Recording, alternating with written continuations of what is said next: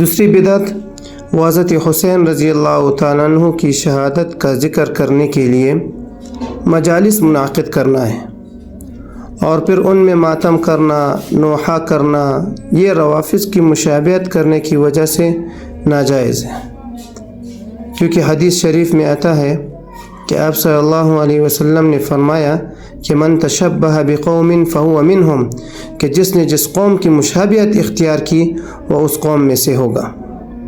علامہ ابن حجر ہیثمی رحمۃ اللہ علیہ نے ایک بات لکھی ہے،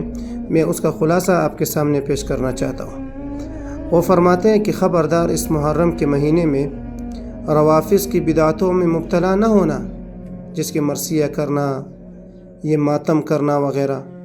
کیونکہ یہ مسلمانوں کی شایع نشان نہیں ہے۔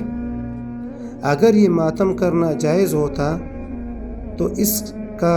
زیادہ مستحق حضور اکرم صلی اللہ علیہ وسلم کا یوم وفات ہو سکتا تھا، یعنی اگر ماتم جائز ہوتا تو پھر نبی صلی اللہ علیہ وسلم کی وفات کے دن بھی ماتم کیا جاتا،